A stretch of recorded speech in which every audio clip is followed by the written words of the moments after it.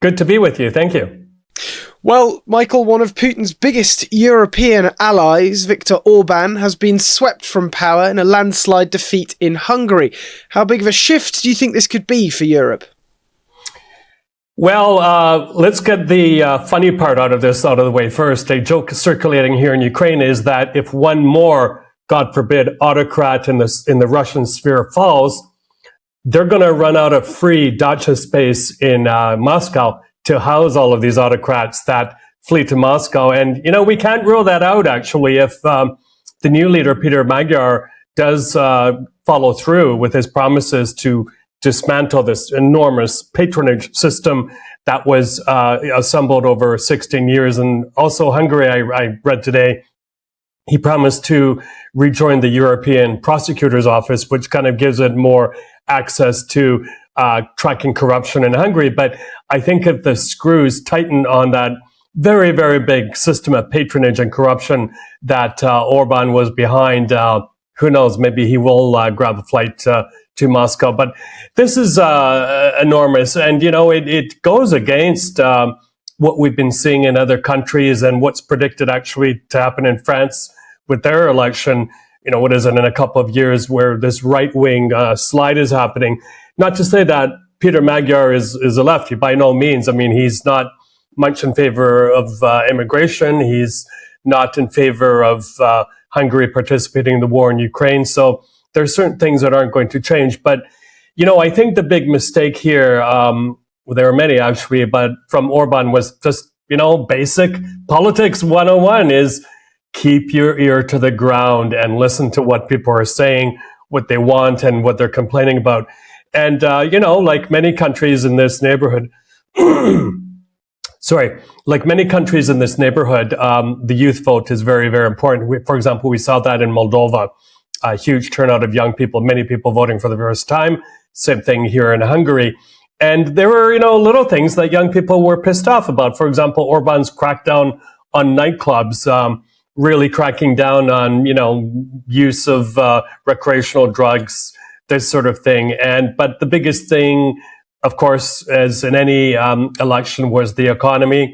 Hungary is not immune to external forces, but I think a lot, when you have such a widespread system of corruption that even foreign investment is chased out. I saw a story, for example, about a Austrian chap who was in Hungary for like 20 years or something, had a motorcycle shop. One day, thugs apparently connected to Orban's circle showed up, took it over, and that was the end of that. So, I know from being here in Ukraine, these stories circulate very quickly. So it was, all everyone needs to know is that Transparency International ranked Hungary as the most corrupt member of the EU. And people were feeling it in their pocketbooks. There are also other things. Need we remind people of Orban's crackdown on things like the Central European University that was established by George Soros? That was forced into exile, and that prompted protests as well. And but I don't want to get too much into the weeds here, but it's really interesting too that a lot of kind of research centers, think tanks that couldn't no longer find a home for themselves in the United States have established themselves in Hungary. And I was tracking one of them yesterday, and they started the day off really loudly. Oh, we're going to have podcasts and lots of running commentary and everything. Only a few hours into voting did they see the light, and they realized their buddy Orban is no longer going to be around. And they felt totally silent. I wonder how many times that has happened too. So in terms of Peter Magyar, he has a super majority, and this is related to what I was telling you about the corruption and dismantling that.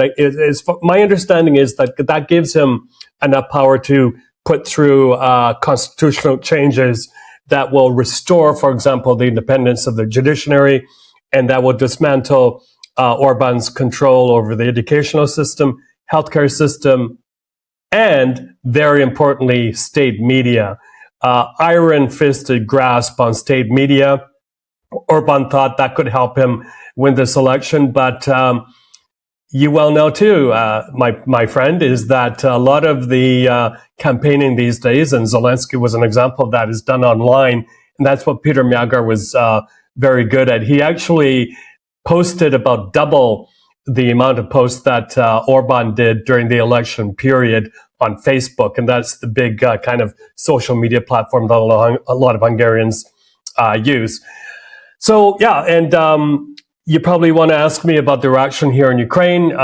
Jubilation, because the biggest thing that could mean to Ukraine is the end of Hungary's extortion in Brussels, that it will probably remove, under Peter Magyar, to remove the blocking of that enormous 90 billion euro loan that is set to come to Ukraine, the one that is backed on Russian assets.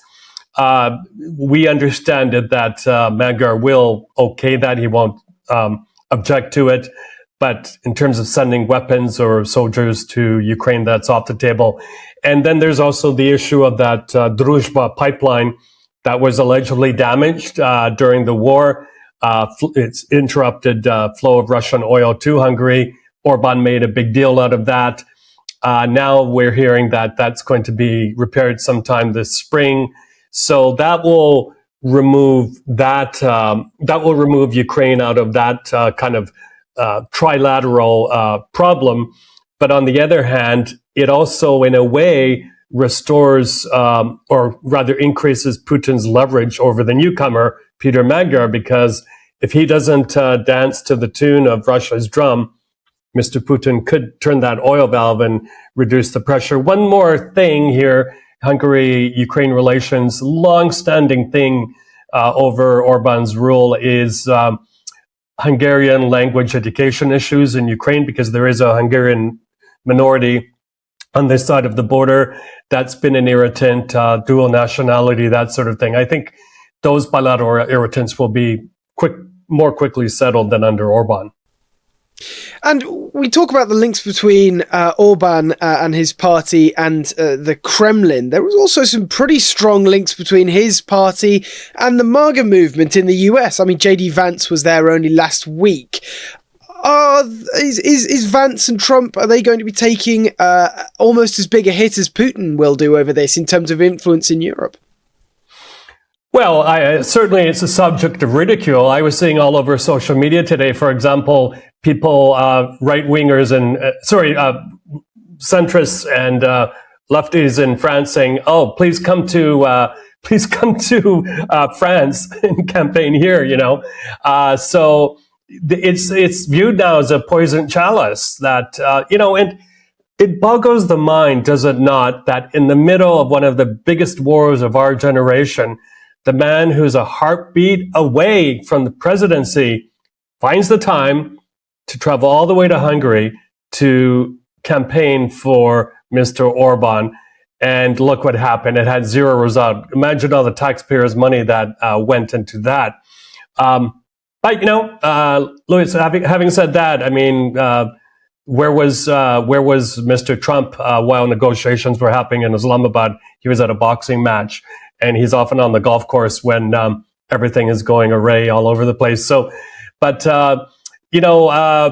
what really bothered people, and rightfully so, here in Ukraine, was when J.D. Vance did come onto stage in Budapest and attack the Ukrainians, saying that, their security services interfere not only in U.S. elections, but in Hungarian elections, and didn't say a word condemning Russia for its aggression, for its war crimes, for its very expanding hybrid warfare, including off of UK waters. Not a word. So that's all everybody needs to know on that one. That's where we see this administration under Donald Trump going in terms of foreign affairs. It will only add to concerns that the Trump circle, his MAGA movement, are helping to prop up Vladimir Putin. You and I have talked previously about the red carpet rolled out in Alaska on American soil. So that is really, really concerning, especially when you consider how long the war here has been going on in Ukraine. And, the 90 billion euro loan that Hungary was blocking, is it as simple as without Orban there blocking that from going through, that will now be received by the Ukrainians, or is there more to happen here? Could there be more political wrangling over this deal? Yes. Today isn't yesterday, as we say in geopolitics, because you know as well as anyone else the turbulent economic situation right now all over the place.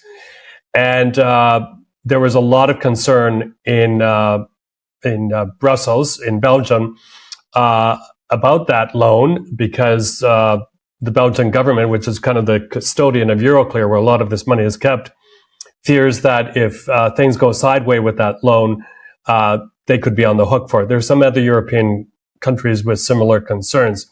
So as far as I know, they're going to have another pass at this. But again, given the very rapidly declining economic situation everywhere, European governments may be concerned. But having said that, I mean, we are weeks away here in Ukraine from the Ukrainian government facing severe problems paying the army, paying pensions, paying teachers' salaries. So there's no question how badly that money is needed, and it will last the Ukrainians for quite some time.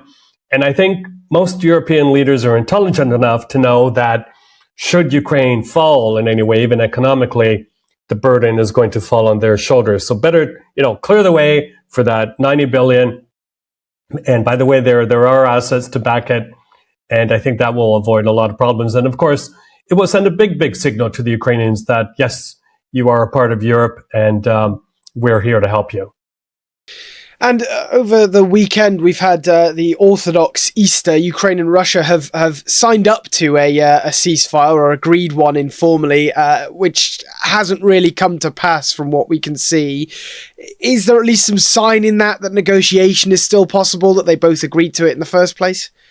Yeah, well, I mean, these things are good in principle on the face of it, right? I mean, in the OSCE, we used to call this confidence-building measures, when two warring sides can agree to a ceasefire, even a temporary one, prisoner exchanges. That's all positive things, because it means the two sides are actually communicating with each other, sometimes through an intermediary. But, I can tell you from a very personal point of view, I mean, I was at the Easter table at my local yesterday, where a lot of people from the neighborhood gathered, and everyone looked very calm and well rested and refreshed, because there were no air raid sirens the night before, no explosions.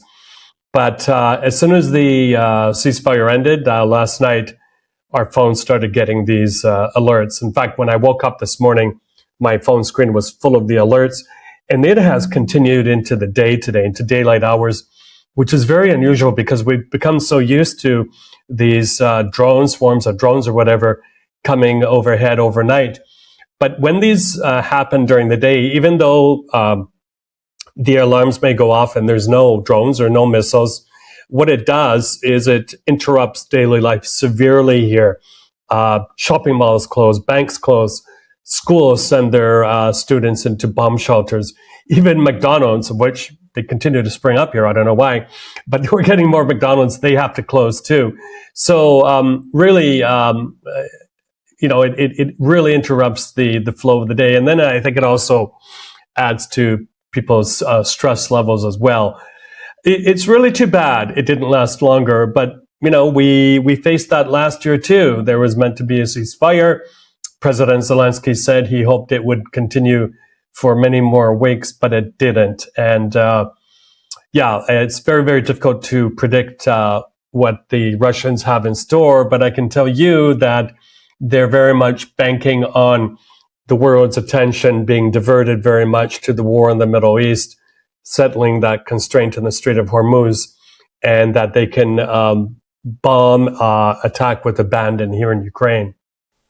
Yeah, and I want to come on to that in a moment if we have time, what's going on in the Middle East. But just before that, I mean, the deputy head of the presidential office in Ukraine, Brigadier General Pavlo Pelisa, has told RBC Ukraine that the Russians still have plans for several buffer zones across Ukrainian territory, including one that would stretch into Moldova or what the Russians would refer to as Transnistria, which of course would require Russia taking basically the entire coastline of Ukraine, including where you are now, Odessa. Do you still feel that threat of Russia's intention to try and seize the rest of the Ukrainian coastline, especially when you're still experiencing these brazen bombardments?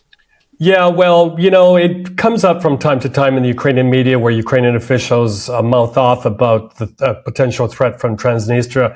It's kind of a threat or an idea that lives rent-free in their heads, to be honest. And I've talked to, I talk to Moldovan friends a lot, those who track this. I visit Moldova a lot, as you know, and there just isn't the kit, probably not even the will in Transnistria to launch such an incursion. So that we really discount. Now, if you ask me about a buffer zone closer to Kharkiv, closer to the Russian border, yeah, possibility. And we know that Russia has a lot of kit because of the benevolence of Mr. Lukashenko in Belarus. So some kind of trouble could be launched from the north there. There's also concerns about Kherson, Kherson Oblast, Zaporizhia. But this came up yesterday, actually, among friends who were well connected here in my neighborhood. And they said that actually Ukraine has had time to really beef up defenses around Odessa. The Russian Navy is in a sorry state after so many Ukrainian attacks on its ships. And also, if you drive